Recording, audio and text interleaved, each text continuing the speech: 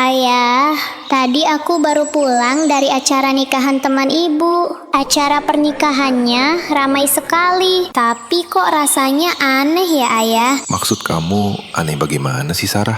Anehnya itu karena jalannya ditutup ayah, sehingga membuat kemacetan yang sangat panjang.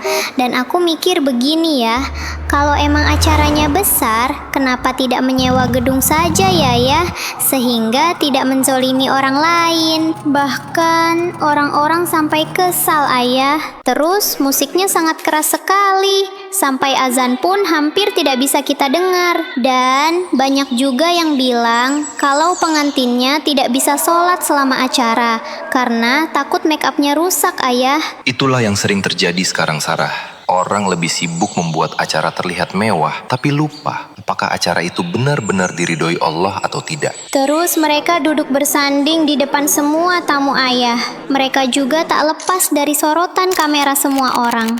Kemudian ada juga sesi salaman, walaupun bukan dengan mahram. Laki-laki dan perempuan bercampur begitu saja. Bahkan malamnya ada yang main judi sambil minum minuman dan bergoyang bersama biduan yang telah mereka sewa ayah.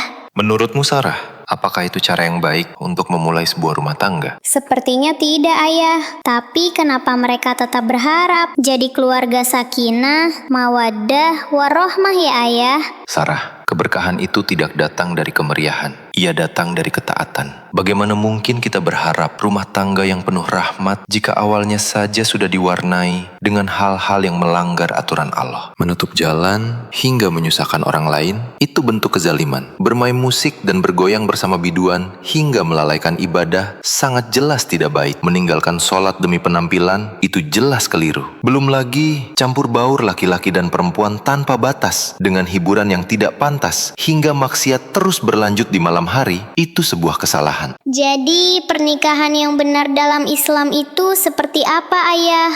Acara pernikahan itu boleh mewah dan meriah, Sarah, tapi harus sesuai dengan kemampuan, tidak mengganggu orang lain, tetap menjaga sholat, menutup aurat, menjaga batas-batas syariat, tidak berlebihan dalam hiburan, dan yang paling penting, niatnya benar untuk ibadah, Sarah. Berarti bukan soal besar atau kecil acara pernikahannya ya ayah? Betul sekali, Sarah. Banyak orang salah paham tentang hal ini. Mereka justru fokus mengejar wahnya acara, tapi lupa akan keberkahan yang ada di dalam acaranya. Padahal, tanpa keberkahan, semua kemewahan itu tidak ada nilainya di sisi Allah. Karena itu tujuan kita menikah, Sarah. Aku mengerti sekarang ayah. Lebih baik acaranya sederhana tapi benar daripada meriah tapi sawah. Bukankah begitu ayah?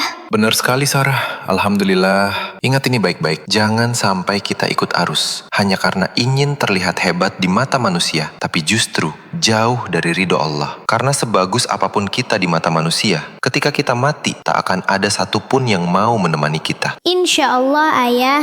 Nasihat ayah akan selalu aku ingat jika suatu hari nanti aku akan menikah ayah.